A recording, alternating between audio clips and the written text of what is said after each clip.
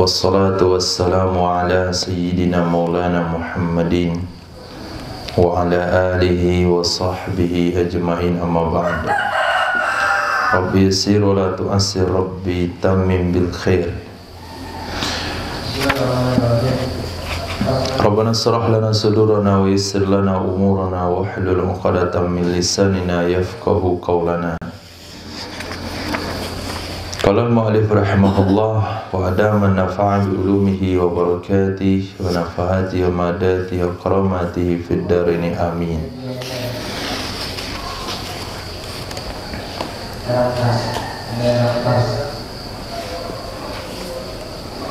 Wa kuriha li ma'mumin infiradun, dimakruhkan bagi makmum infirad,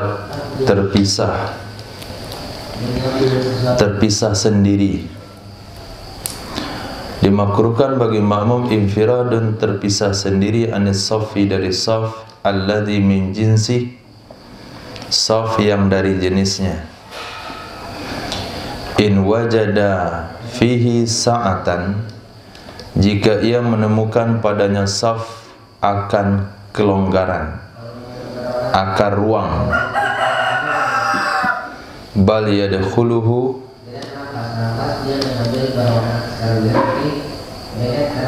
bahkan ia akan masuk akannya saf. Kita lihat saf di depan kita masih ada tempat, masih ada ruang, lalu kita berdiri sendiri di belakang, itu hukumnya makruh. Berdiri sendiri terpisah dari saf, dari jenisnya. Lain halnya kalau sekiranya ada perempuan berjamaah berdiri sendiri dia di safnya, sementara saf bapak-bapak masih ada kosong. Bukanlah hukumnya makruh bagi ibu itu untuk masuk, untuk berdiri sendiri, lalu dianjurkan masuk ke saf bapak-bapak. Karena yang dimakruhkan itu adalah berdiri sendiri dari saf jenisnya. Dari saf jenisnya. Laki-laki dari saf laki-laki, perempuan dari saf perempuan. Makruh hukumnya terpisah berdiri sendiri dari saf kalau dia masih menemukan ruang di tempat saf tersebut. Bahkan yang harus dia lakukan adalah masuk ke dalam saf itu. Itu yang pertama yang makruh. Yang kedua, suru'un fi saffin qabla itmami qabla minas saffi, masuk ke dalam saf, masuk ke dalam barisan sebelum sempurna barisan sebelumnya. Masuk ke dalam saf sebelum sempurna ma qablah, sesuatu sebelumnya saf, minas saf, dari saf. Jadi ma itu ditafsirkan dengan minas saffi. Jadi kalau langsung saja ma itu mana saf, masuk ke dalam saf sebelum sempurna saf sebelumnya, itu hukumnya makruh. Kita pastikan kalau ketika kita masuk dalam salat jamaah, bahasanya saf terdepan itu sudah penuh, baru kita masuk kepada saf setelahnya. Apalagi kalau kita yang pertama sekali membuat saf kedua sebelum sempurna saf pertama, itu makruhnya lebih berat karena akan memancing orang lain untuk mengisi di samping kita. Kitalah penyebab orang lain itu makruh. Apalagi masjid yang begitu lebar, yang begitu luas. Jadi kadangkala tidak terperhatikan kekosongan saf depan, 1-2 orang di pojok kiri atau pojok kanan. Kadangkala dia lihat sepintas lalu dia langsung buat saf nomor 2, dia buat saf baru, sementara saf terdepannya masih bisa menempatkan 1-2 orang. Wa wuqufu dzakaril fardi an yasarih, kemudian makruh juga berdiri 1 orang laki-laki, zakaril fardi, laki-laki tunggal. Dimakruhkan berdiri laki-laki tunggal Apa maksud laki-laki tunggal? Satu orang laki-laki dari sebelah kirinya imam. Itu makruh hukumnya. Kalau sampai satu orang jamaahnya, satu orang imam, satu orang makmum, satu orang ini berdiri di sebelah kiri imam, makruh hukumnya. Wa waraih, juga makruh di belakangnya imam. Wa muhadhiyan lahu, juga makruh hal keadaan sejajar dengannya imam. Wa mutaakhiran katsiran, dan juga makruh hakadan tertakhir, hakadan mundur lebih banyak. Ada 4 gambaran tempat berdiri yang makruh bagi satu orang makmum dengan satu imam. Imam pasti satu. Ada 4 gambaran makruh, ada 4 hukum makruh pada posisi berdiri satu makmum. Pertama, di sebelah kiri. Yang kedua, di belakang. Yang ketiga, sejajar dengan imam. Yang keempat, terlalu mundur.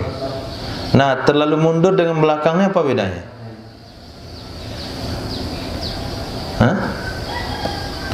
Terlalu mundur dengan belakang, bedanya? Bedanya? Kalau dia terlalu mundur, dia memang terlalu jauh. Dia posisinya memang di sebelah kanan imam, tapi mundurnya ke belakang itu lebih daripada 1 telapak kaki. Imam, ini dia. Nah, ini sunnahnya, 1 telapak kaki. Ujung jari imam sejajar dengan tumit imam. Dia enggak ada lagi 1 telapak kaki lagi belakang. Itu maksudnya mutaakhiran katsiran. Titik. Wa kullu hadhihi tufawwitu fadilatal jamaah. Seluruhnya ini, semuanya ini, itu akan menghilangkan fadilah salat jamaah. Enggak ada fadilah salat jamaah dia. Enggak ada fadilah salat jamaah kama sarrahu bihi, sebagaimana mereka jelaskan dengannya. Titik. Wa yusannu alla yazida ma baina kulli saffaini wal awwali wal imami ala salasati azru'in. Disunahkan bahwa tidak lebih jarak, disunahkan bahwa tidak lebih jarak antara setiap 2 saf. Jarak antara 2 saf. Saf dengan saf di depannya dan saf di belakangnya. Dan jarak antara imam, jarak antara saf pertama dan imam. Wal awwali wal imami, jarak antara saf pertama dan imam disunahkan tidak lebih dari 3 hasta.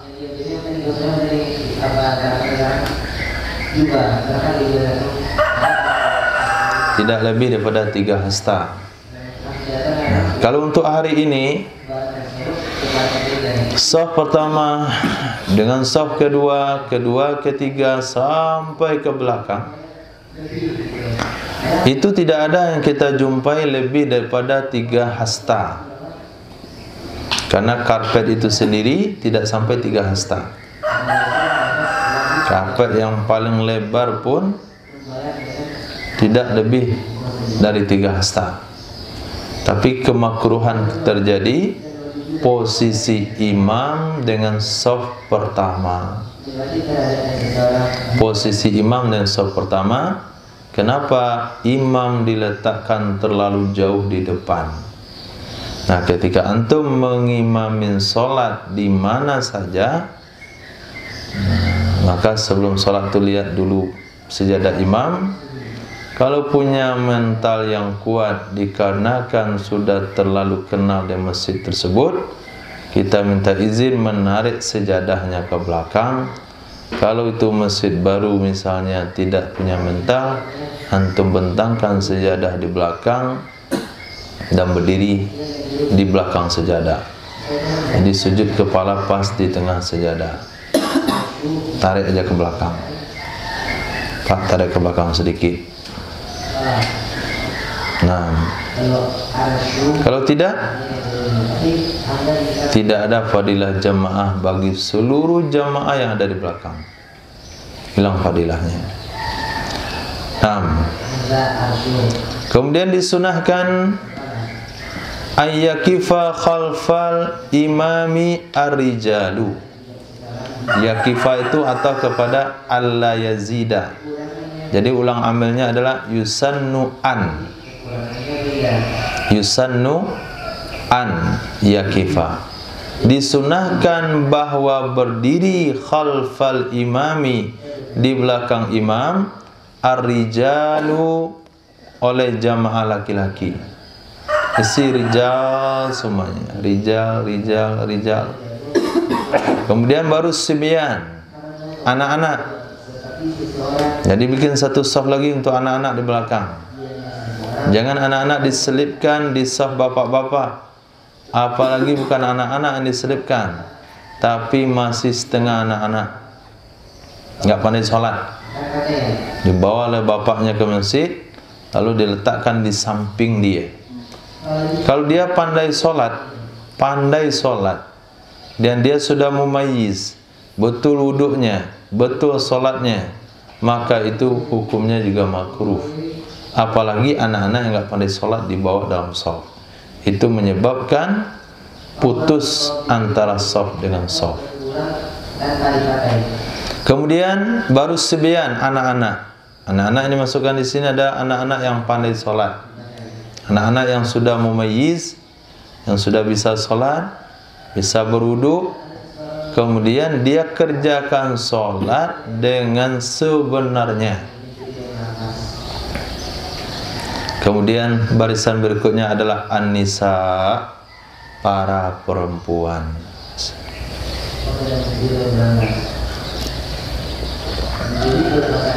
Wala yu'akharu sibyanu lil balighin. Dan tidak boleh dimundurkan anak-anak karena kedatangan orang-orang baligh. Tidak boleh dimundurkan anak-anak karena adanya orang-orang baligh. Biasanya di masjid tersebut shaf bapak-bapak 2 shaf, pada shaf ketiga diisi oleh anak-anak. Tapi karena ada penambahan jamaah, ada tamu yang beralih di samping, lalu dia ikut sholat di situ. Ketika dia masuk ke dalam sholat jamaah, dia lihat shaf nomor 2 sudah penuh, dia lihat shaf nomor 3 diisi oleh anak-anak. Karena mereka ramai, diangkat dia anak-anak itu satu-satu, pindahkan ke shaf nomor 4. Dimundurkan dia. Itu juga mungkin anak-anak itu sudah masuk dalam shaf dia, dan shaf bapak-bapak. Datang bapak satu lagi, apa yang dibuat biasanya? Nah, di sini. Datang satu bapak lagi, di sini dia. Datang satu bapak lagi, sampai anak itu di pojok. Nah, sampai pojok, tarik belakang. Kayak dadu dia dibuat dia. Itu hukumnya tidak boleh. Nah, tapi kalau memang dari awalnya kita mau atur bapak-bapak di depan, anak-anak di tengah, ibu-ibu di belakang, itu semestinya begitu. Tapi kadang-kala kan ada 1-2. Kondisinya dia anak-anak itu cuma 1-2 orang, jadi nggak mungkin buat shaf dia. Atau 1 orang dia, nggak mungkin buat shaf. Maka masuklah dia samping bapaknya, karena itu shaf terakhir. Tapi karena ada balik orang jamaah yang menyusul belakangan, dia geserlah anak tersebut. Kalau anak itu pandai sholatnya, betul sholatnya, tidak boleh digeser. Tapi kalau dia anak-anak nggak mau sholat, emang nggak sholat di situ, berdiri saja, itu bagus juga, bagus digeser. Bisa geser. Nah, kalau nggak mau tak telinganya. Geser. Dia emang nggak sholat. Di sana kita isi penuh. Di sini kita isi ada anak-anak. Apa yang kita buat? Pasti anak ini digeser. Nah, kenapa tidak boleh dimundurkan anak-anak karena orang balik? Littihadi jinsihim, karena sama jenis mereka.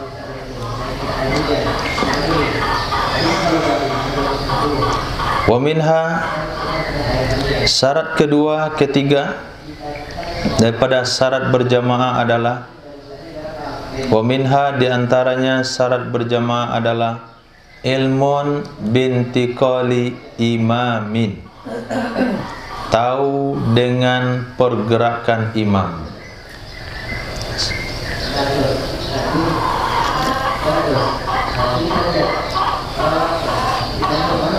Tahu dengan pergerakan imam. Imam ruku, dia tahu imam mau ruku. Imam mau itidal, dia tahu imam akan itidal. Imam sujud, dia tahu imam sujud.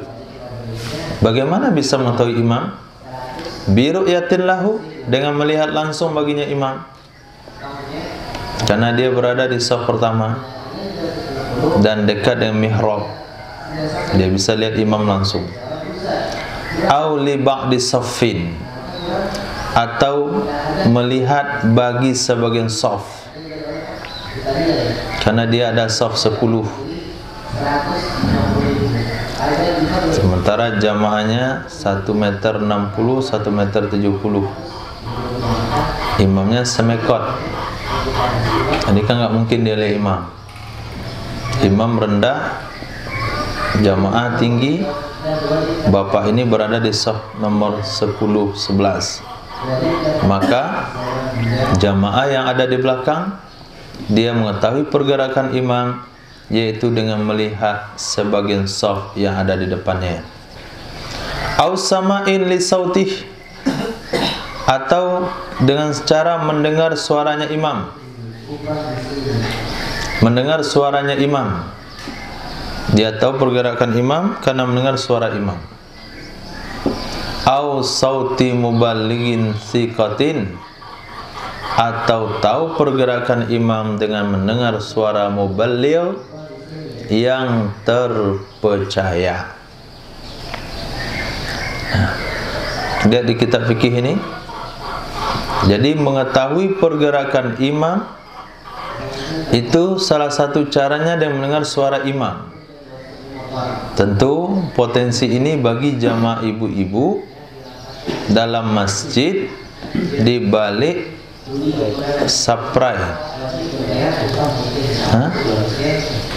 tirai yang tinggi. Nah, ketika imam tersebut bangkit daripada rakaat kedua, bangkit pada rakaat pertama, itu takbirnya tidak diserasikan dengan pergerakan, maka ini akan menyebabkan rusaknya salat ibu-ibu. Apa misalnya? Dia bangkit daripada rakaat ketiga ke keempat, dia berdiri duduk di atas, Allahu Akbar. Itu kalau kita nggak lihat orangnya, itu kira-kira mau ngapain dia? Mau duduk. Kenapa? Karena dia nggak takbir dari bawah.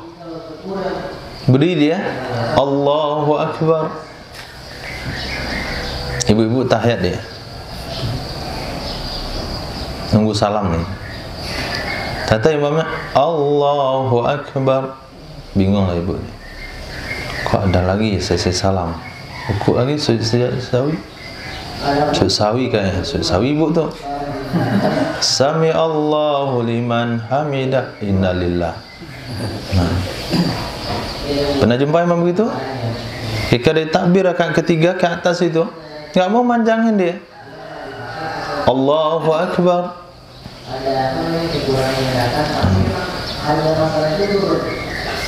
akhirnya mengganggu daripada jamaah ibu-ibu. Lihat bahasanya di sini. Untuk apa takbir intikal? Untuk bisa mengetahui pergerakan imam. Ini bangkit dari rakaat keberapa, ini mau kemana. Kalau sekiranya takbirnya panjang, itu nggak mungkin untuk duduk. Ada juga menipu, takbirnya panjang tapi dia duduk. Allahu Akbar, ada tahiyat, ibu berdiri belakang. Assalamualaikum warahmatullah. Apa yang dibuat oleh orang awam di belakang kalau hal itu terjadi? Nah, kadang ngomong ibu-ibu tu dia, sudahlah, balik deh.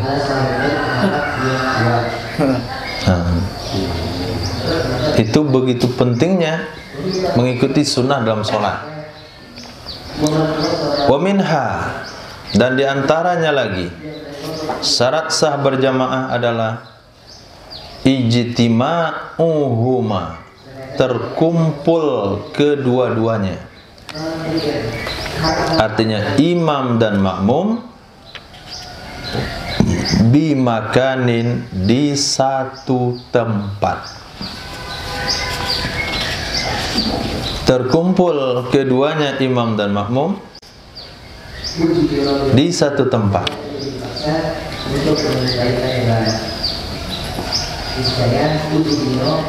Kama ahida alaih,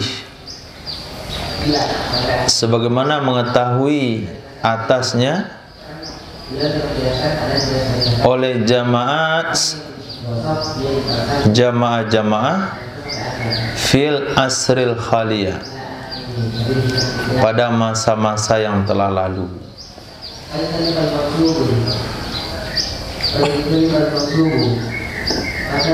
Atau kama uhida alaih bina majhul, sebagaimana diketahui di atasnya akan jamaah-jamaah pada masa yang lalu. Artinya imam dan makmum itu diwadahi oleh satu tempat. Seperti itulah yang kita ketahui pada masa-masa yang telah berlalu. Tapi untuk saat sekarang masih terkumpul di satu tempat. Terkumpul di satu tempat. Tapi kadang-kala ada di sebagian tempat, misalnya ittihad. Terus sekarang udah tambah lagi halaman untuk salat jamaah, salat Jumat kan jamaah. Imamnya di masjid, makmumnya satu lagi di teras sayap kanan, satu lagi di halaman bagian belakang. Nah, itu kan banyak tempat itu. Itu ada syarat dan ketentuannya. Ada syarat dan ketentuannya. Naam. Fa in kana bi masjidin, maka jika adalah keduanya imam dan makmum di satu masjid. Jika adalah keduanya imam dan makmum di satu masjid. Wa minhu, dan termasuk masjid jidaruhu, dindingnya, wa ruhbatuh, dan terasnya.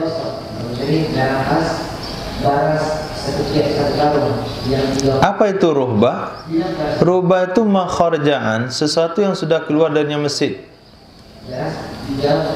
Itu ruhbah.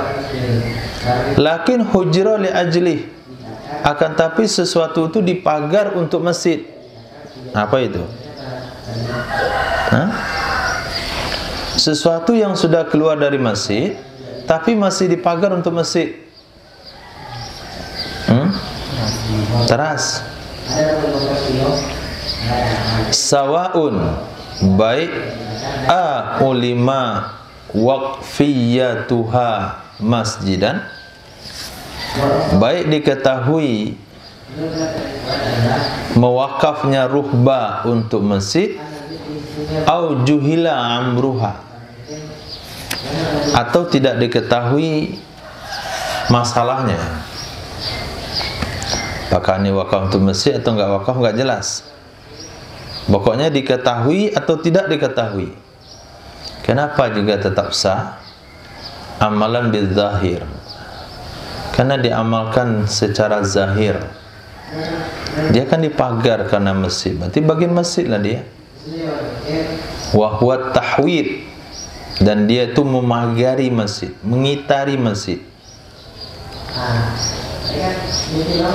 Lakin akan tetapi disyaratkan ma lam yutayaqqan hudutsuha ba'da, selama tidak diyakini membuatnya ruhbah setelahnya masjid. Selama tidak diyakini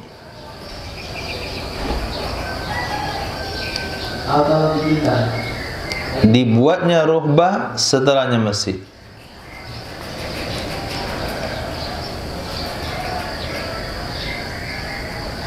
Wa annaha ghairu masjidin, tapi kalau diyakini dia dibuat setelah masjid, sesungguhnya ruhbah bukan masjid, bukan juga harim masjid.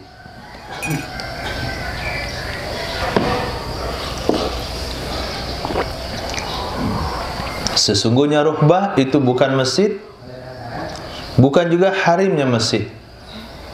Apa juga itu? Wa huwa maudhi'un ittasala bih, itu adalah tempat yang bersambung dengan masjid. Wa huyyi'a limaslahati, dan disediakan ia bagi kemaslahatannya masjid. Contohnya insibabi ma'in, seperti penyediaan air. Wa wad'ini alin, dan tempat meletakkan sendal. Sahal iktida'u, maka sahlah hukumnya mengikut. Sah hukumnya berjamaah. Wa in zadat al-masafatu bainahuma ala salasati mi'ati dhira', walaupun adalah jarak antara keduanya imam dan makmum melebihi 300 hasta. Ini kita berbicara tentang sah, bukan berbicara tentang sunnah. Kalau sunnahnya tidak boleh lebih dari 3 hasta. Lebih dari 3 hasta hilang fadilah jamaah karena makruh.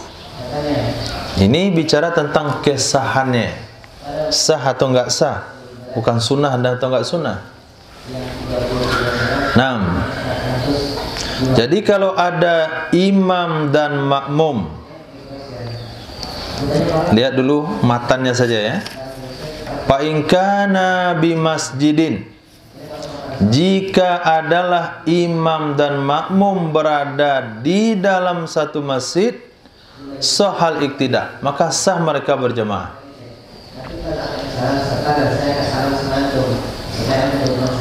Walaupun jarak imam dan makmum itu 300 hasta. Masjid terbesar, kira-kira Masjid Raya Sumbar dari depan sampai ke belakang berapa jaraknya? Ada 150 meter?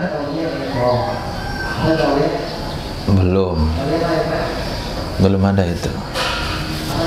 Darul Hijrah nanti ada gitu.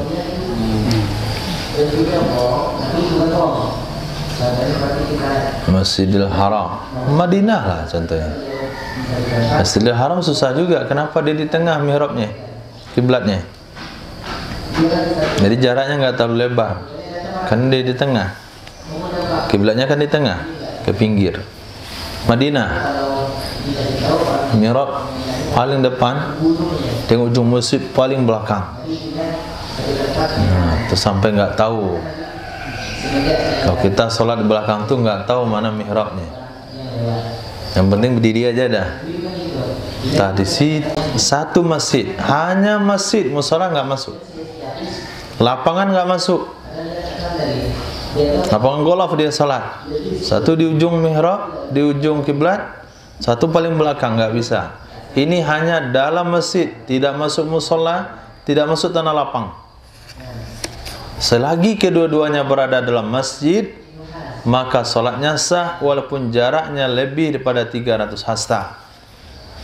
Nah, sekarang baru masuk. Dan termasuk kategori masjid adalah dindingnya. Dinding masjid. Nah, kalau hari ini kita lihat dinding, bisa sholat di situ? Tidak bisa. Tapi kalau antum lihat dinding benteng itu, Borobudur lah, itu lebar dindingnya. Nah, sekarang imamnya di atas, di mihrab. Dia sholat di dinding yang belum di atap tuh, pas satu sejadah itu sholat dia. Hukumnya dia dianggap dalam masjid. Dan termasuk masjid ada ruhbah. Nah, apa itu ruhbah? Ruhbah itu sesuatu yang sudah luar batas masjid, tapi dia dipagar gara-gara masjid. Apa itu? Teras, bukan sayap. Beda sama Ittihad yang antum lihat tuh, itu sayap itu. Itu pasti masjid. Tapi ini teras. Nah, hakim itulah. Ini pinggir itu namanya ruhbah. Yang mengitari dia di atas itu, bagian kawasan atas, itu ruhbah. Itu kan dibangun untuk masjid. Baik kita ketahui itu diwakafkan tanah tempat pembangunan ruhbah itu untuk masjid, atau kita nggak tahu. Karena kita lihat zahirnya dia mengitari masjid, berarti dia masjid. Tapi kalau kita meyakini itu dibuat bukan untuk masjid, maaf, itu dibuat setelah masjid dibangun. Masjidnya sudah selesai dibangun, sudah kelar, cuman ada penambahan bangunan. Dibuatlah di situ tempat tandon misalnya.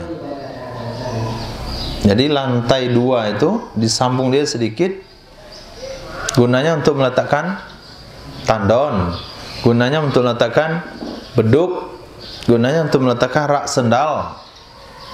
Dibangun di belakangan, tidak serentak dari pembangunan masjid. Maka itu bisa dipastikan dia bukan masjid.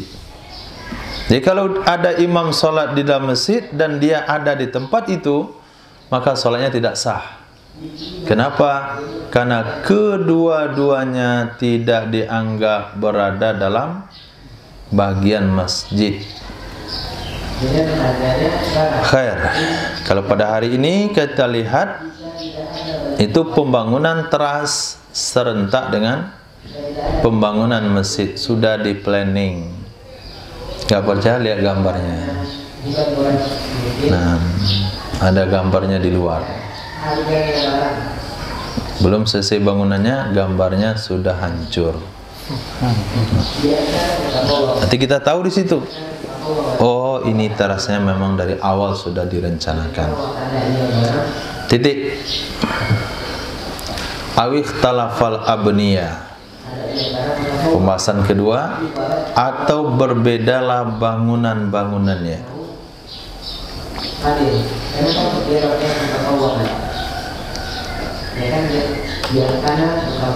Ataupun berbedalah bangunan-bangunannya. Nah, masih sambungan yang tadi. Walaupun lebih jarak di antara keduanya di atas 3 hasta, atas 300 hasta, atau walaupun berbeda bangunan-bangunannya. Imam sholat di mihrab Masjid Ittihad, makmum sholat di sayap kanan Masjid Ittihad. Apa hukumnya? Sah. Masjid 5 tingkat. Lantai 1, lantai 2, lantai 3, lantai 4, lantai 5, kelima-limanya itu masjid. Imam sholat di lantai 1, makmum sholat di lantai 5. Satu-satu nih. Satu orang imam sholat di lantai 1, satu orang makmum sholat di lantai 5. Apa hukumnya? Sah. Nah, selama syarat tadi mencukupi, dia masih tahu pergerakan imam. Bagaimana kalau dia tahu pergerakan imam lewat TV yang disambungkan kepada imam dengan kamera? Hah? Sah atau enggak? Sah. Nah, sah hukumnya. Maka ketika dipertanyakan lantai 2 wajib dilobangi atau tidak, ada pertanyaan begitu? Rata-rata orang buat masjid itu dilobangi lantai 2-nya. Dilobangi maksudnya ada satu petak yang dibikin berlobang. Tujuannya untuk melihat imam. Ketika imam nggak nampak juga di bawah. Katanya nggak nampak. Itu nggak perlu. Nah, kenapa nggak perlu? Karena kalau masjid mendapatkan hukum spesial. Apa dia? Antara imam dan makmum berbeda bangunan pun sholatnya sah. Yang penting imamnya tahu pergerakan sholat, makmumnya tahu pergerakan sholat imamnya. Maka tutup habis saja, daripada bikin pemandangan nggak sedap. Sudah dipagar, kemudian dikawatin lagi, nggak jelas bentuknya. Tutup habis saja, penuh jadinya. Lain halnya dengan rancangan bangunan aula Darul Hijrah. Itu bukan untuk sholat tujuannya, tapi untuk menyaksikan prosesi wisuda. Maka perlu dilobangi, panjang lubangnya. Yang nggak enak kita lihat itu adalah masjid yang dilobangi hanya sekitar mihrab, pagar. Tadi kata apa? Ada atas. Akhirnya diisi oleh jamaah sebelah sini, sayap kanan. Ini kan lubang nih. Nah, di sini ada jamaah sholat. Apa yang nampak oleh dia? Nampak imam? Nggak nampak juga imam. Sini nyambung, tengah berlubang, ini nyambung. Nggak nampak juga imam. Ada gunanya. Jadi kalau mau melihat bagaimana suasana di bawah, ya lubang panjang saja. Nah, habiskan tuh. Satu baris tuh berlubang ke bawah. Jadi nampak dia lihat pemandangan di bawah jelas. Nah, itu bentuk bangunan. Jadi kalau tujuannya hanya untuk masjid, tidak perlu dilobangi, tutup habis saja. Tidak memberi pengaruh batal sholatkah atau tidak batal sholat berjamaah dengan bangunan yang berbeda, karena masjid punya hukum khas. Titik.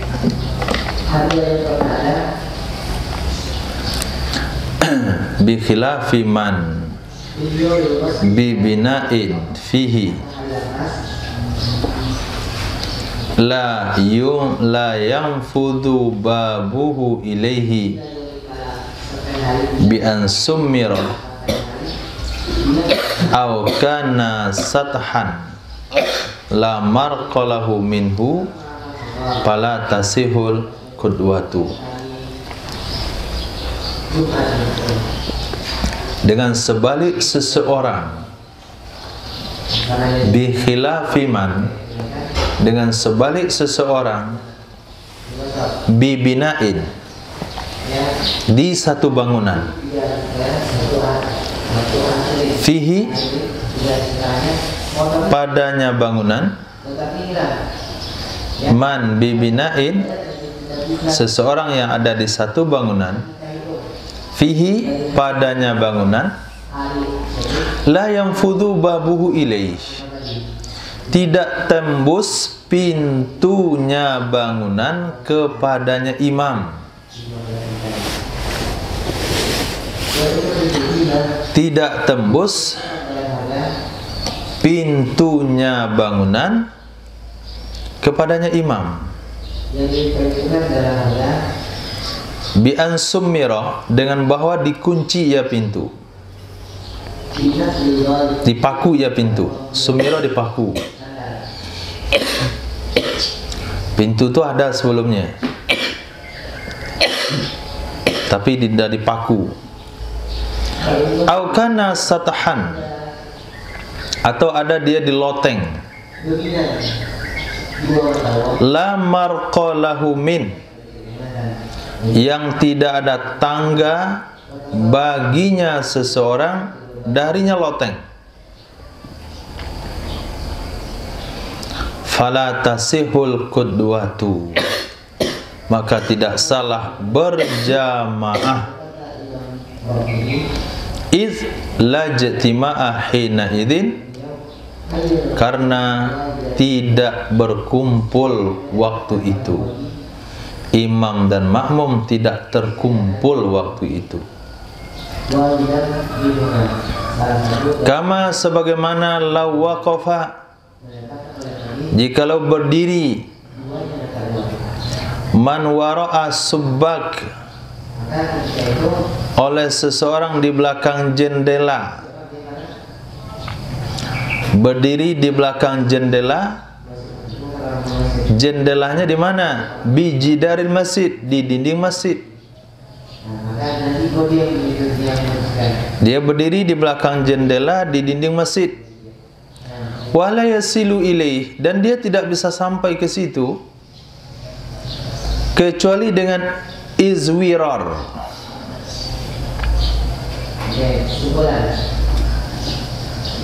Kecuali dengan izwirar, atau dengan cara initaf. Initaf artinya berbalik. Izwirar itu mana memanjat. Kecuali dengan memanjat atau dengan berbalik. Bi an yanharifa an jihatil qiblah, dengan bahwa dia terpaling dari arah kiblat. Lau arada dukhula ilal imam, apabila dia ingin masuk bertemu dengan imam.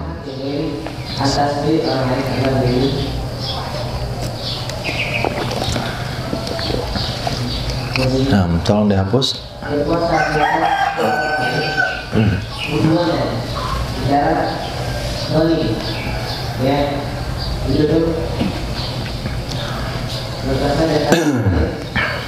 Tapi kalau kita lihat di kitab Fathul Mu'in ini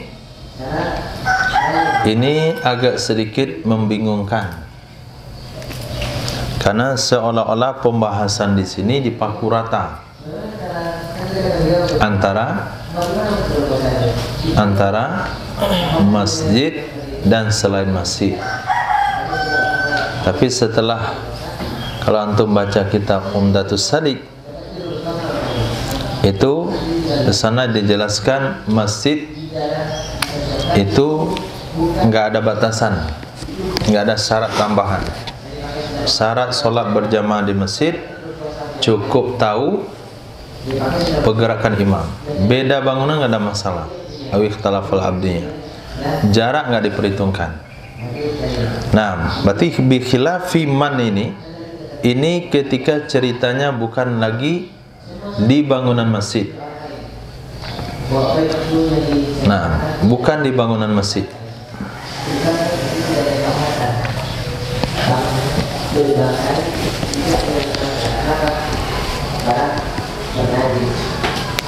Tapi kalau kita bisa maksudnya baru bernilai, baru itu disebut harta.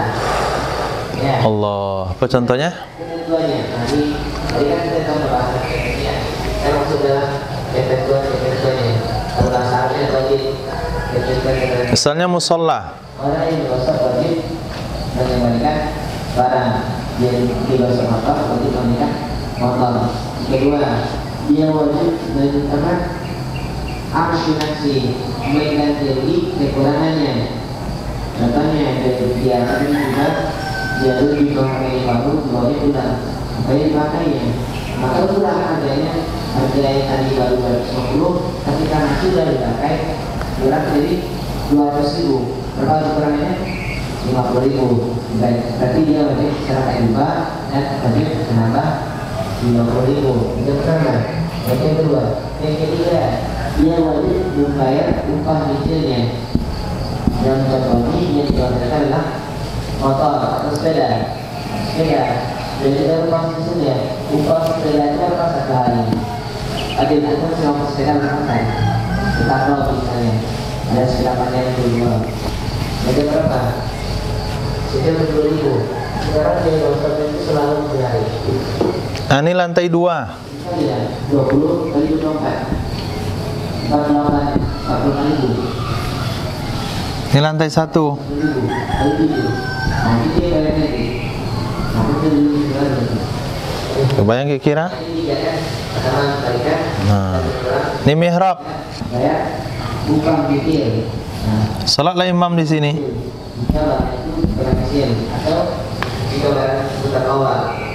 Ini jamaah nih ramai.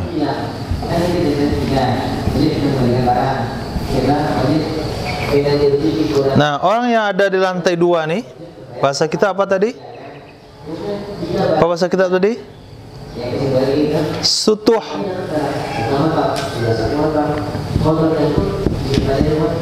Orang yang ada di lantai 2 berjamaah dengan imam yang di bawah, maka sholatnya tidak sah.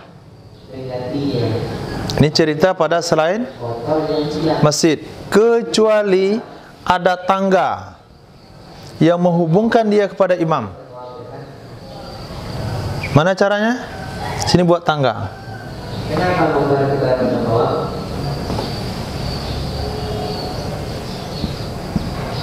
Karena motor tidak pernah dikatakan. Nah, jadi di lantai 2 itu ada tangga mengulur ke bawah. Untuk satu orang cukup. Maka yang ini sah sholatnya di sini. Orang yang ada di sini, maka sholatnya sah dengan adanya satu orang berdiri di depan tangga nih.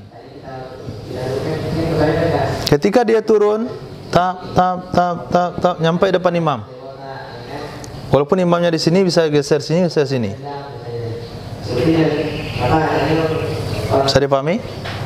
Ini hukum yang ada di kitab Fathul Mu'in seolah-olah berlaku juga untuk masjid. Seolah-olah masjid juga begitu. Maka ketika orang baca kitab Fathul Mu'in, ditanya tentang bagaimana cara bangunan masjid supaya bikin tingkat 2 supaya sah sholat di atas, dia akan sarankan begini. Sementara nggak ada orang buat begini, orang buat cuma lubang saja. Kalau hanya lubang saja itu nggak cukup syarat, tidak cukup syarat sama sekali. Kenapa? Lihat dari bahasanya, coba lihat, coba baca.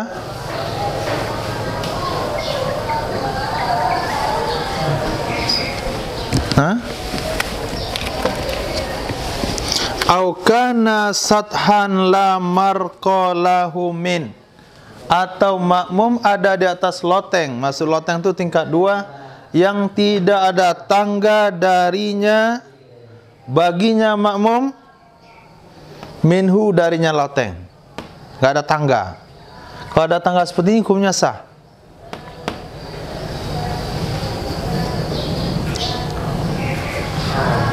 Kalau ada tangga seperti ini hukumnya sah. Yang saya lihat musola yang ada tangga seperti ini itu di musola pesantren Sirajul Mukhlisin Kerincing. Nah, maka kalau antum tanya mana lebih pakih penerapan hukumnya, lihat ke situ, ke Kerincing. Begini, ada tangga dia buat. Nah, kalau ada tangga begini kan terganggu saf ini. Bagaimana cara ngakalinnya? Ya, terpaksa ini dikosongkan satu saf dikosongkan. Nah, itu pada halaman kana sathan la marqalahu min. Pala tasihul kedua, nggak sah berjamaahnya orang ini. Karena dia tidak dianggap satu bangunan. Kalau tangganya nggak ada. Tapi kalau tangganya ada, maka hukumnya sah. Nah, sama halnya dengan seseorang yang sholat di jendela masjid, sholat di belakang jendela, di dinding masjid. Ini masjid.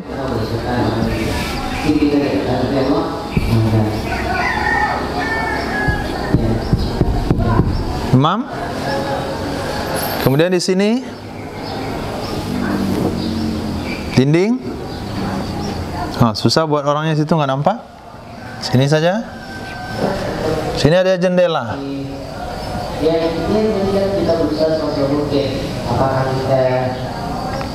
Ini dinding nih.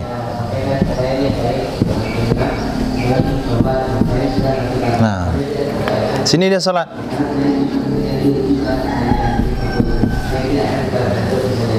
Ini penuh jamaah Idul Fitri, melimpah ke belakang. Nah, dia sholat sini nih. Ada teras di sini. Ini ada jendela. Sholat dia di situ. Jadi ketika dia sholat di sini, ini ada kepala orang sini. Kepala orang di dalam, nyambung dia. Bisa lah kita ya katanya. Tapi jendela. Dia si imam, makmum yang ada di luar nih, kalau dia mau pergi ke tempat imam, dia mesti manjat dulu. Manjat dulu dia, baru bisa masuk ke dalam. Atau dia akan mutar ke sini dulu. Nah, baru bisa masuk ke dalam. Maka tidak sah jamaah orang ini.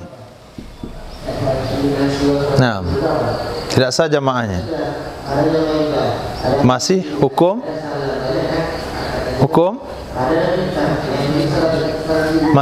selain masjid.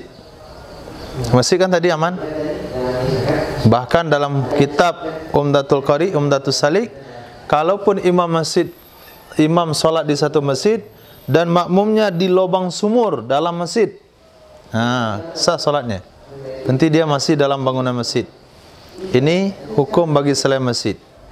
Nah, supaya sah sholat jamaah seperti ini, untuk musola, untuk aula, bagaimana caranya? Disiapkan di depan teras itu pintu. Nah, ini dinding masjid. Ini mihrab. Ada Pak Imam di sini. Di sini dinding.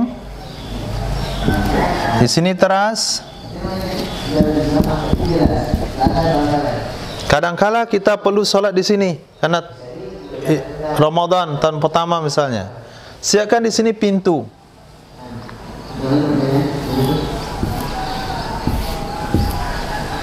Pintu. Masjid apa?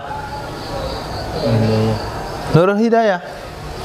Pintu di depan. Untuk apa pintu ini? Supaya ketika jamaah penuh, dibuka pintu ini, nyambunglah dia dengan shaf yang di luar. Maka hukumnya sah. Tapi kalau ini tertutup, maka salatnya batal. Nah, begitu juga bagi teras belakang. Teras belakang, sini mihrab, dinding, teras. Nah, di sini siapkan pintu. Maka ada saudara orang berdiri di sini yang bisa menyambungkan ke dalam. Maka orang yang sini hukum salatnya sah. Semuanya sah. Dan orang yang berdiri di depan pintu ini akan ada pembahasannya ke depan. Orang yang berdiri di depan pintu ini posisinya sama dengan imam bagi orang ini. Dia tidak boleh mendahului orang ini takbiratul ihramnya. Dia takbiratul ihram lebih awal, baru yang lain takbiratul ihram. Karena dia penyambung. Ketika sholat orang ini batal, maka langsung digantikan oleh orang yang lain berisi di depan pintu. Di depan pintu harus standby, ada isinya terus. Kalau kosong, kayak yang lain batal. Kalau sampai kekosongan itu terjadi dalam waktu yang yang lama. Ini kalau mau bikin aula, bikin di sini pintu untuk sahnya orang belakang, bikin di sini pintu untuk sah jamaah ke samping, bikin di sini pintu untuk sah jamaah ke sana. Nah, ini masih bukan selain selain masjid. Nah, kalau masjid nggak ada masalah. Nah,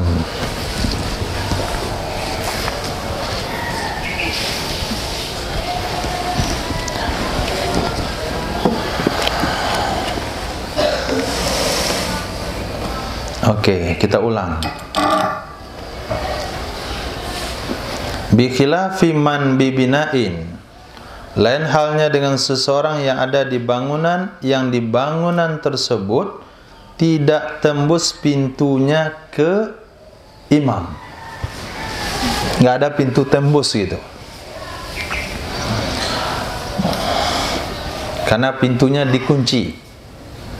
Kalaupun ada pintu di depan tuh, tapi dikunci, maka kayak nggak ada pintu.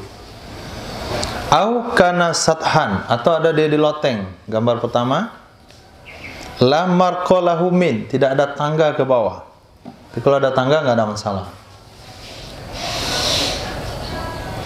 Maka tidak sah mengikut, karena orang itu tidak dianggap berkumpul. Sama halnya kalau dia berdiri, orang yang berdiri di belakang jendela di dinding masjid.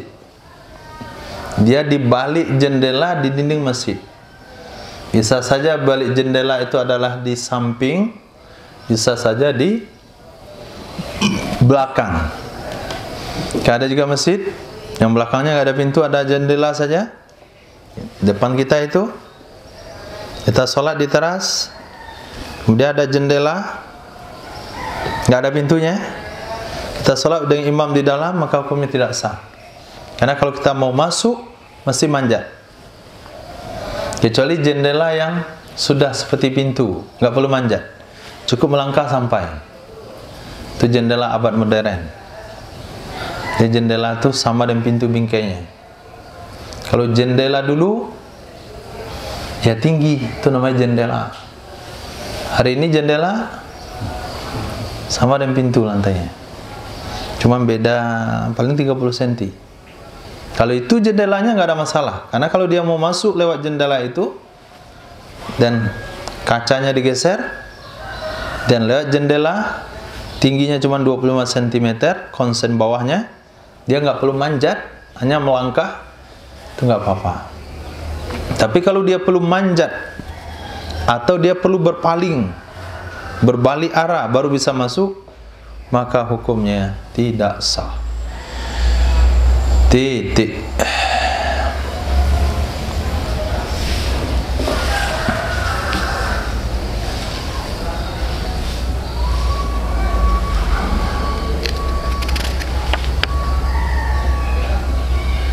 Kita lanjut saja. Walau kana ahaduhuma fihi, jikalau adalah salah satu dari keduanya imam atau makmum. Jikalau adalah salah satu dari keduanya imam atau makmum, fihi di dalamnya artinya masjid. Fihi di dalamnya artinya masjid. Wal akharu, sedangkan yang lainnya kharijahu di luarnya masjid. Satu dalam masjid, satu di luar masjid. Syurita, maka disyaratkan ma'a qurbil masafah, beserta dekatnya jarak. Disyaratkan dekatnya jarak. Berapa yang dianggap dekat? Bi alla yazida, dengan bahwa tidak lebih. Bi alla yazida, dengan bahwa tidak lebih. Ma bainahuma, jarak di antara keduanya imam dan makmum, ala salasi mi'ati dhira'in, atas 300 hasta kurang lebih. Nah, di samping syarat tersebut disyaratkan juga adamu hailin bainahuma, tidak ada penghalang, tidak ada penghalang kalau imam di dalam masjid, makmumnya di luar masjid, maka jaraknya jangan lebih 300 hasta. Jadi syarat apa itu? Jangan lebih 300 hasta itu syarat apa? Syarat sah berjamaah. Hanya syarat sah, bukan syarat dapat fadilah jamaah. Kalau syarat mau dapat fadilah jamaah, itu nggak boleh lebih dari 3 hasta. Kalau lebih daripada 3 hasta, nggak dapat fadilah jamaah. Kalau lebih pada 300 hasta, tidak sah jamaahnya. Kalau tidak sah jamaahnya dan dia menggantungkan solat kepada imam, tidak sah solatnya. Itu konsepnya. Tapi apabila dia jaraknya tidak lebih pada 300 hasta, lalu dia gantungkan jamaahnya kepada orang lain, sah jamaahnya, maka solatnya juga sah. Tapi fadilah jamaahnya nggak ada, karena melakukan makruh dalam solat. Nah, kita ulang kembali. Jikalau adalah salah satu keduanya, imam atau makmum, kita katakan saja imam, biar lebih mudah gambarannya. Salah satu keduanya imam atau makmum, katakanlah imam ada di masjid, wal akhar yang lain yaitu makmum ada di luar masjid. Maka disyaratkan di samping dekat jarak, yaitu tidak lebih jarak antara imam dan makmum 300 hasta, juga tidak ada penghalang antara imam dan makmum. Penghalang bagaimana? Penghalang lewat. Penghalang untuk lewat, tapi tidak menghalang penglihatan. Terhalang oleh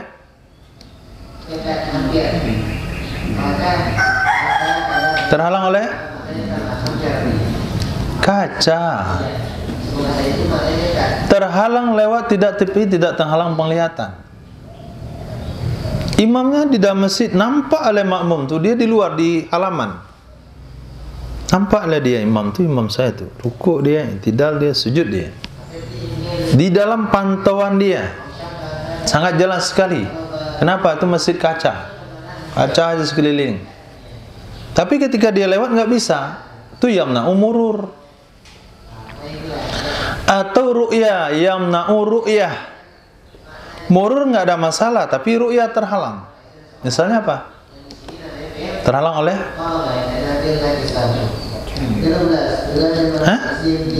tembok. Jadi antum bisa nembus tembok. Bisa kita rampok bank nih.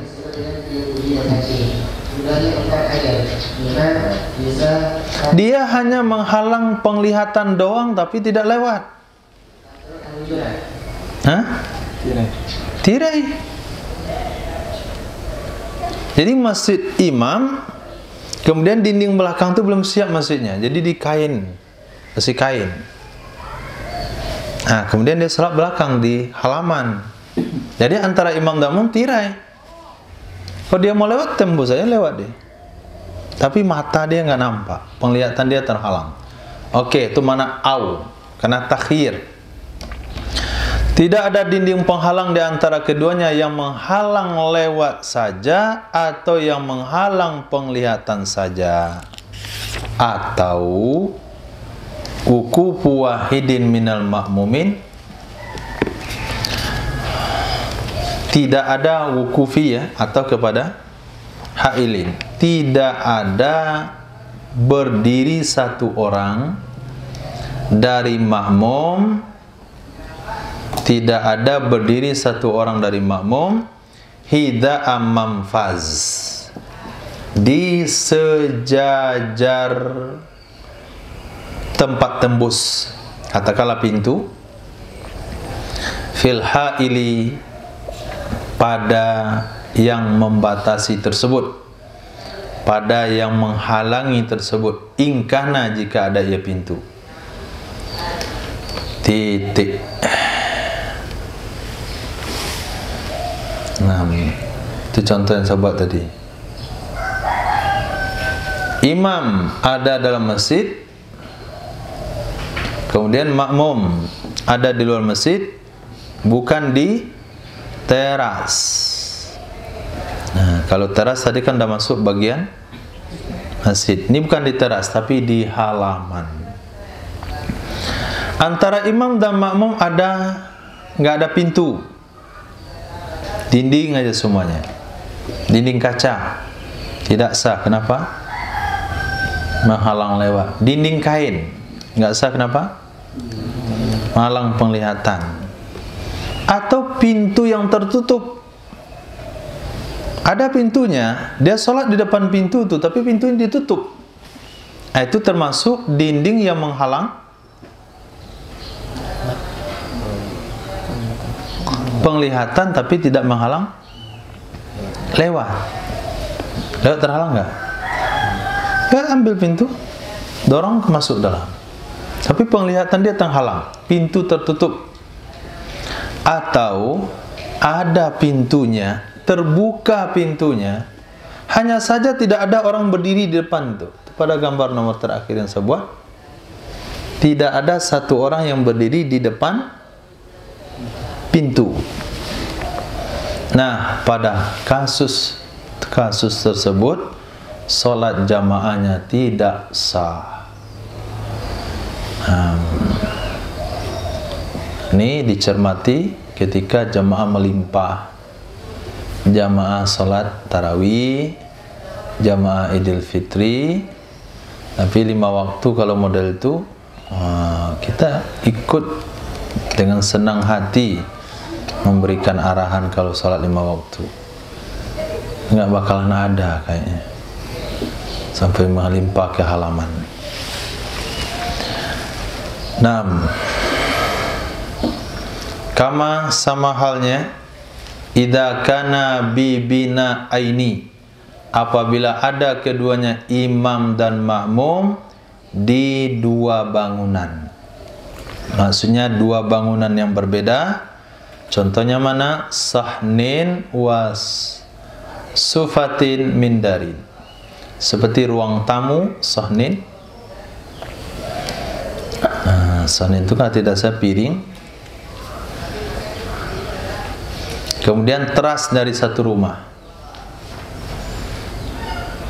Satu salat di ruang tamu, satu salat di teras rumah.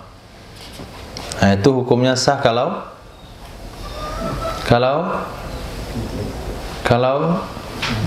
tidak ada penghalang antara imam dan makmum.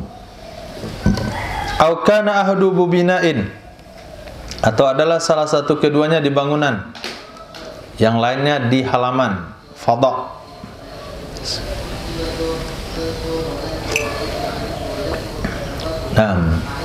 Payustaratu aidan huna ma marra, maka disyaratkan juga di sini apa-apa yang telah lalu.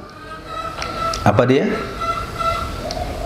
Tidak ada penghalang antara imam dan makmum, baik yang menghalangi lewat atau yang menghalangi penglihatan. Kemudian makmum mengetahui pergerakan imam lewat suara atau lewat melihat. Titik. Fa in hala ma yamna'u mururan, maka jika terhalang oleh sesuatu, fa in hala, maka jika terhalang oleh sesuatu yang menghalangi lewat, seperti subak, jendela, atau menghalangi penglihatan, lewat nggak terhalang, cuma penglihatan saja, kababin mardud, seperti pintu yang tertutup, wa illam tughlaq dubbatu, walaupun tidak dikunci akan kuncinya pintu. Dubbatu kuncinya pintu. Kalau zaman dulu tuh pakai kunci lantak. Nah, kalau sekarang kan kunci apa namanya itu? Liman ihi, karena menghalangnya pintu akan musyahadah. akan menyaksikan imam. Wa illam yamna al-istitrak, walaupun tidak menghalangi, ia pintu akan lewat. Lewat kita bisa saja buka, tidak akan bergerak banyak.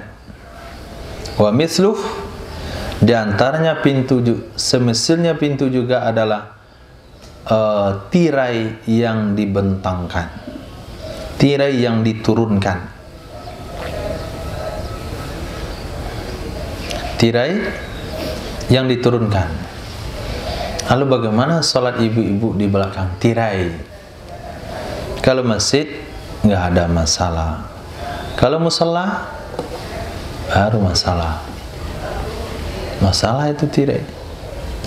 Bagaimana supaya sah? Hah?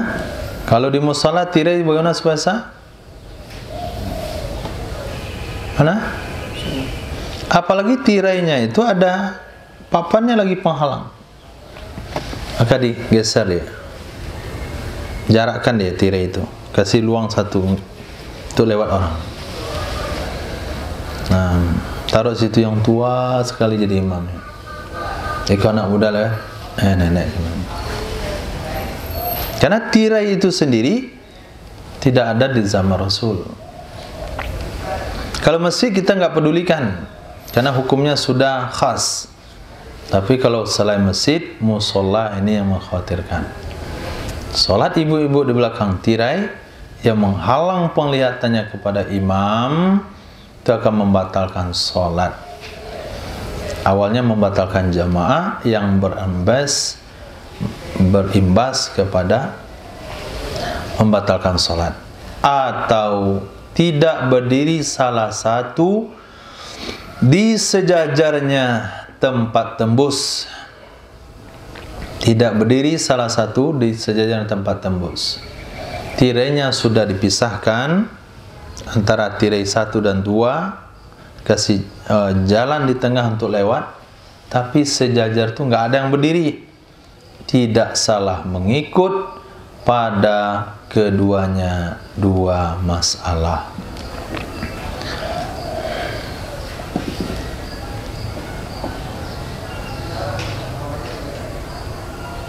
Titik. Nah, masih berkaitan dengan pembahasan setelahnya.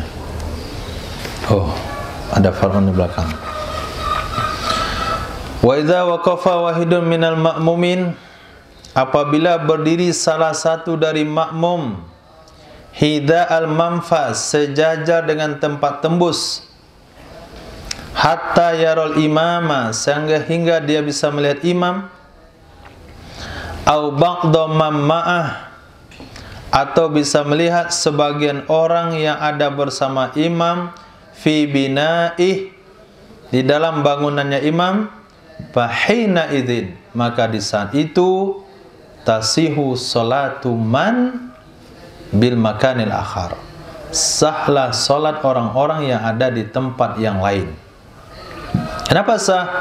Taba'an lihadal musyahid, karena mengikuti bagi ini orang yang menyaksikan imam, bahwa maka dianya musyahid fi haqqihim, pada hak mereka orang-orang di bangunan belakang, kal imam, sama dengan imam, hatta la yajuzu alaihi fil mauqif wal ihram, sehingga tidak boleh di atasnya, tidak boleh di atasnya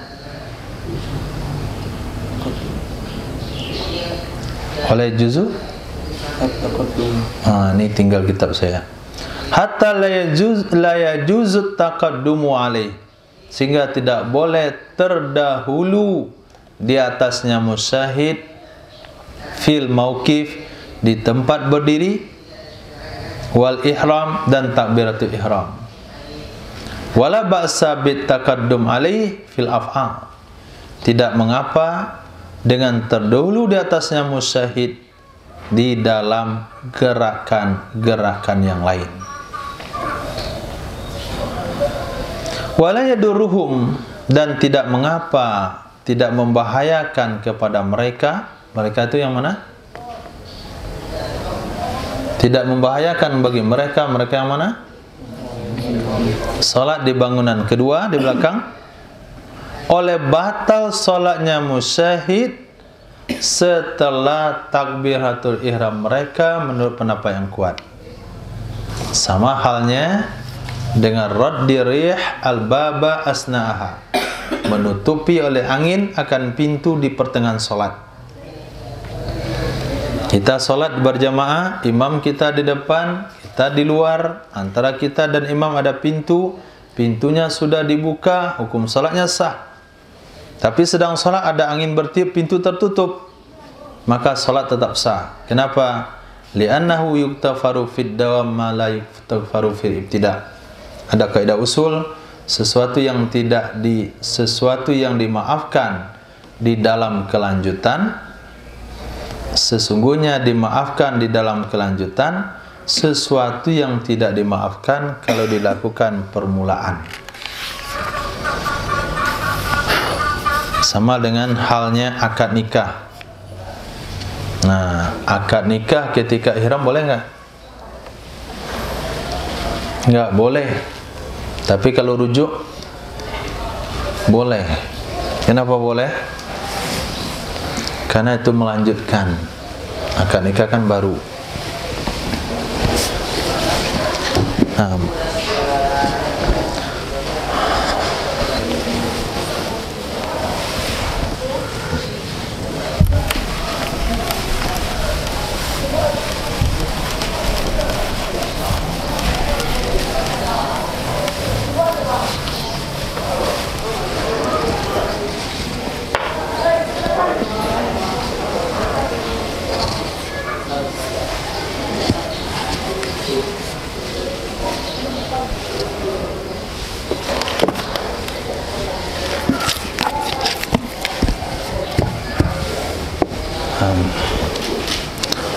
Pembahasan terakhir tadi, ini imam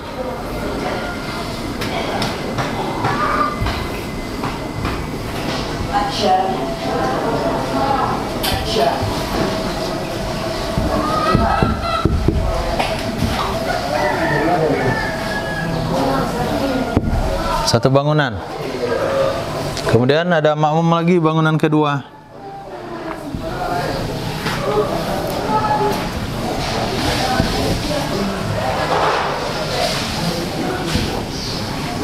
Nah, bangunan kedua.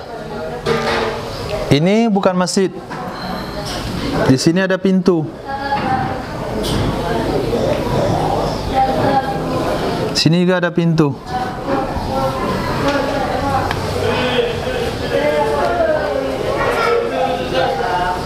Di sini ada jamaah. Sini jamaah. Orang yang ada di bangunan kedua akan sah solatnya kalau ada satu orang berdiri di sini,